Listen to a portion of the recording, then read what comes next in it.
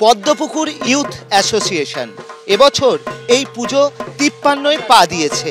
তাদের এবছর পুজোর থিম জলছবি। শিল্পী মানস রায়।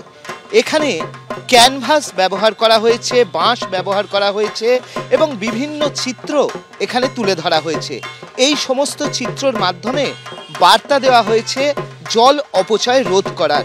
আর এই সমস্ত কারণেই তারা পেয়ে যাচ্ছেন এবিপি আনন্দের শারদ আনন্দ সম্মান ২০২৫-এর বিশেষ সম্মান পুরস্কার। চোরবাগান সর্বজনীন তাদের ৯০তম পুজোতে একটা প্রবাহকে ধরার চেষ্টা করেছে। থিমের নাম স্রোতস্বিনী। গোটা মণ্ডপে খুব আইকনিকভাবে এই ঘড়ি সে সর্বদা ঘুরছে এবং এই যে সমাজের এই যে পরিবর্তন, এই স্রোত ওঠা নামা, সবটাকে ধরার মাধ্যম হিসেবে বেছে নেওয়া হয়েছে শিল্পকলাকে। একদম শুরুর দিকে সেই গুহায় যেরকম আমরা ছবি দেখতাম মানুষের প্রথম দিকের আঁকা, সেই গুহার ছবি থেকে শুরু করে আস্তে আস্তে যে বিবর্তনের পথে গেছে এবং সেই বিবর্তনের পথে যেতে যেতে যে অমোঘ সৃষ্টিগুলো হয়েছে, বিভিন্ন রকমের শিল্প, এবং সেখান থেকে যেমন ভিনসেন্ট ভ্যান গগের স্টারি স্টারি নাইট থেকে শুরু করে পাবলো পিকাসো সবটাই, এবং ভারতীয় শিল্পকলা, এবং শেষে গিয়ে আমরা দেখব হচ্ছে প্রতিমাকে, যিনি এই যে স্রোত, এই যে প্রবাহ, তারই একেবারে মূর্ত প্রতীক হয়ে তিনি এখানে অধিষ্ঠান করছেন। এবং যে ঠাকুর, যে প্রতিমা, তারও এক বৈশিষ্ট্য, সে যেন প্রায় ভাসমান।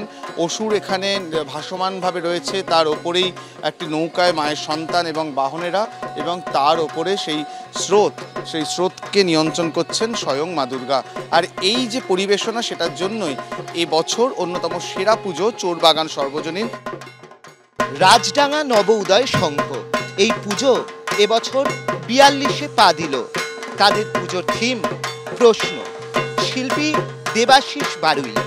এখানে এই মণ্ডপ তৈরিতে যে উপকরণগুলি ব্যবহার করা হয়েছে আমরা দেখছি লোহার ব্যবহার রয়েছে, তার পাশাপাশি রয়েছে দড়ির ব্যবহার, ফিল্মের ব্যবহার রয়েছে। এই সমস্ত উপকরণ ব্যবহার করেই তারা তাদের মণ্ডপটি সাজিয়েছেন। নারী এবং পুরুষ তার মধ্যে কোনো ভেদ নেই, তাদের মাধ্যমেই কিন্তু বস্তুত সৃষ্টি হয়। আর এই ভাবনার কারণেই এবছর এই শারদ আনন্দ সম্মান ২০২৫-এর সেরা পুজো হিসেবে সাম্য ভাবনায় সেরার পুরস্কার পাচ্ছে রাজডাঙ্গা নব উদয় সংঘ।